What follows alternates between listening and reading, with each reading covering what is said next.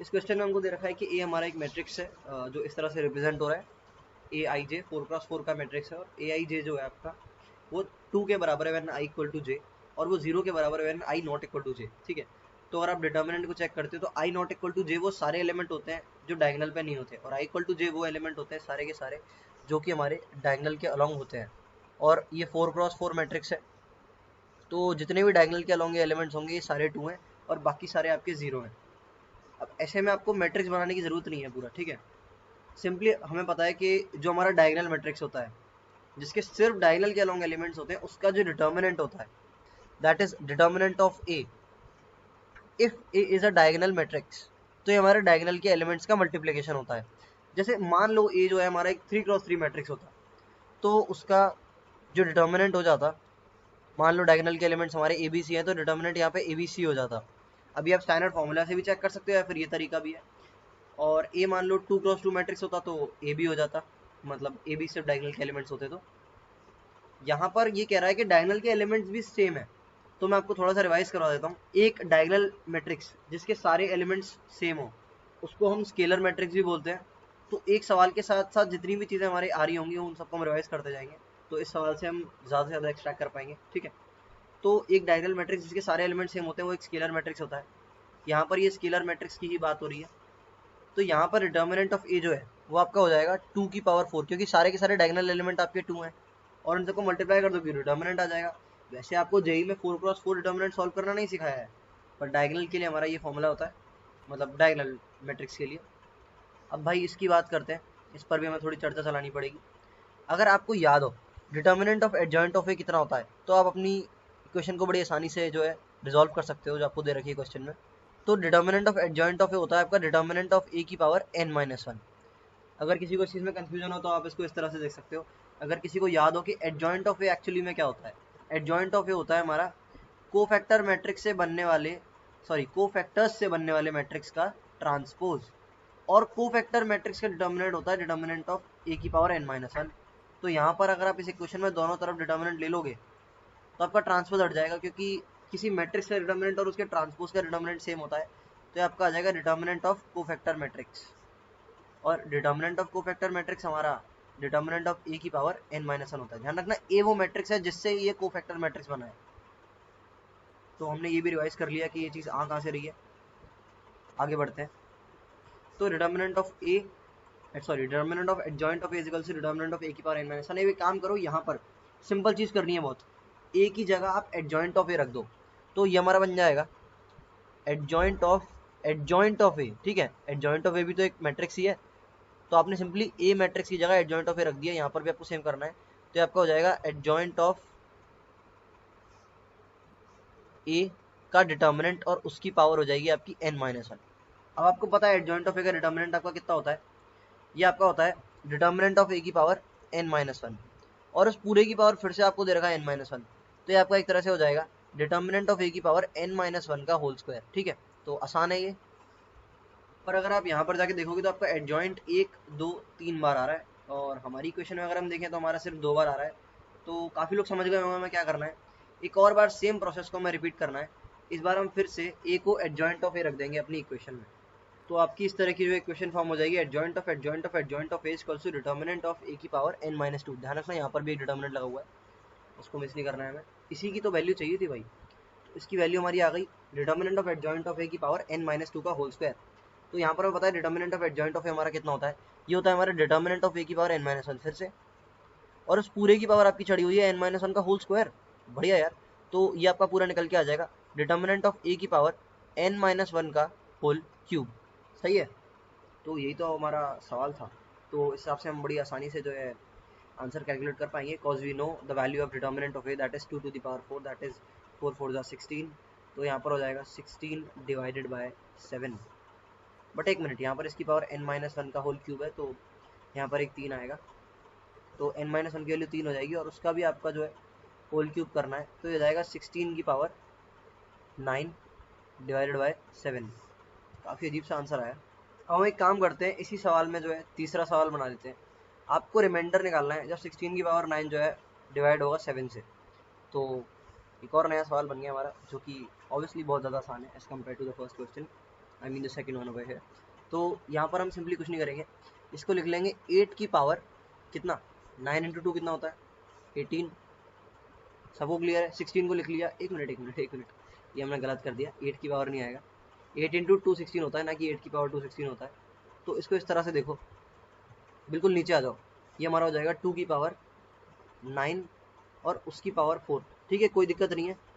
2 की पावर 4 की पावर 9 लिखा और 4 को ऊपर लेगा, 9 को नीचे लिखा है। वैसे भी जो यहाँ पर जो पावर्स होती है, पावर की पावर वो मल्टीप्लाई में होती है, तो हो जाएगा 8 की पावर 3 और उसकी पावर 4। ठीक है, और आगे बन जाएगा ये हमारा 8 की पावर 12, और ये हमारा 7 से डिवाइड हो रहा है, तो काम हो ही गया यार, 7 8 आसपास ही होते हैं। रिमाइंडर निकालने का तरीका हम सभी को आता है। सो इट विल बी 7 + 1 और ये हो जाएगा पूरा 12 डिवाइडेड बाय 7। अब इसको आप बाइनोमियल एक्सपेंशन से एक्सपेंड करके पूरा लिखोगे, इतनी लंबी प्रोसेस करोगे, इतना लंबा नहीं करना होता, सीधे लिखना होता है कि ये आपका हो जाएगा 7 लैम्डा + 1 डिवाइडेड बाय 7, रिमाइंडर आ गया 1। ठीक है, तो इस तरह से हमारा सॉल्व होता है और यहाँ करते हैं हम समाप्ति। Good luck. तो ये क्वेश्चन हमारा जी एडवांस 2007 का एक सवाल है। तो सवाल पढ़ लेते हैं, क्या कह रहा है। We are denotes the sum of first R terms of A P whose first term is R and common difference is 2r-1। तो पहली बात तो देख लेते हैं कि ए पी क्या होगी। ए पी हमारी इस तरह से चलेगी, ए प्लस डी, ए प्लस 2d, और ये हमारी इस तरह से चलती रहेगी ए प्लस n-1 डी तक। ठीक है, तो हमारा ए जो है उसकी वैल्यू हमारी आर के बराबर है ना, फर्स्ट टर्म हमारा आर है, तो इट विल बी आर, और डी की वैल्यू हमारी 2r-1, तो ये हमारा हो जाएगा आर, और यहाँ आ जाएगा आर प्लस 2r-1।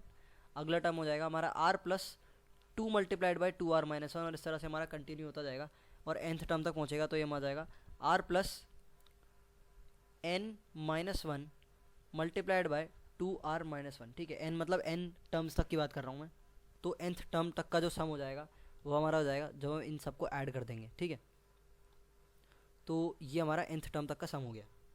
तो हमारा AP के सम का एक डायरेक्ट फॉर्मूला भी होता है, हम उसको भी लगा सकते हैं अगर हमें nth टर्म तक का सम डायरेक्टली चाहिए। So it is n/2 multiplied by 2a plus n-1 multiplied by d। ठीक है, तो यहाँ पर हम a की जगह r कर लेते हैं, ठीक है, और d की जगह हमारा 2r-1 है, तो वैल्यूज़ रख लेते हैं। सो it will B n/2 multiplied by 2r plus n-1, और d की वैल्यू हमारी 2r-1 दे रखी है, तो लिख देते हैं 2r-1। ठीक है, तो अंदर जो हमारे इसके है इसको हम रिजॉल्व कर लेते हैं, तो हमारा हो जाएगा n/2 और साथ में हमारा 2r है, और इधर आएगा हमारा 2nr माइनस का n, और साथ में आएगा हमारा माइनस का 2r, और एक आएगा प्लस का 1। तो आप देख पा रहे हो मैंने इसे खोला इसीलिए था क्योंकि हमारा 2r और 2r जो है वो कट जाएंगे दोनों। सो डिडक्ट होके ये हमारा आ जाएगा n/2 multiplied by 2nr-n plus 1। ठीक है, तो जैसा कि हमारा दे रखा था कि वी आर हमारा फर्स्ट आर टर्म्स का सम है, तो वी एन जो है वो हमारा ये दे रखा है।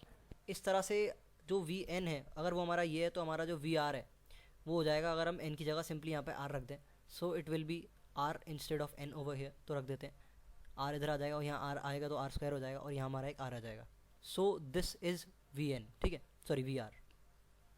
तो हमसे पूछ रहा है v1 plus v2 plus v3 से लेके vn तक का सम।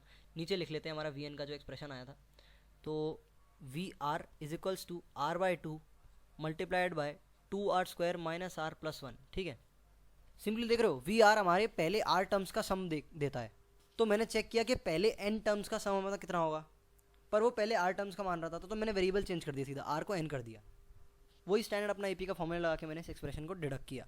अब हमसे वो पूछ रहा है v1 plus v2 plus v3 से लेके हमें जाना है vn तक। तो दूसरी भाषा में अगर बोलें तो इसे हम कह सकते हैं समेशन vi, i की वैल्यू 1 से लेके n तक। तो ये हमारा हो जाएगा, या फिर i की जगह r कर लो, कन्फ्यूज़न अगर हटाना है तो एक ही बात है। तो this will be summation of r equal to 1 से लेके n, इस r/2 को मैं अंदर डाल देता हूँ, सो it will B r³ minus r² plus r/2। ठीक है, तो यार इसका समेशन हमें बड़ी आसानी से सॉल्व करना आता है, हम पहले भी पढ़ चुके हैं इस सब के समेशन के सारे फॉर्मूलाज। तो समेशन को बांट लेंगे, समेशन r इक्वल टू 1 से लेके n r³ minus summation r²/2 r की वैल्यू 1 से लेके n minus summation r/2 r की वैल्यू 1 से लेके n। समेशन के बाहर आप कांस्टेंट ले आ सकते हो, अगर कोई मल्टीप्लाई में है तो इस 1/2 का आप बाहर भी लिख सकते हो, एक ही बात रहेगी, सेम इस 1/2 के साथ करना, ठीक है। तो ये हमारा ऐसे बन जाएगा, अच्छे से लिख लेते हैं थोड़ा।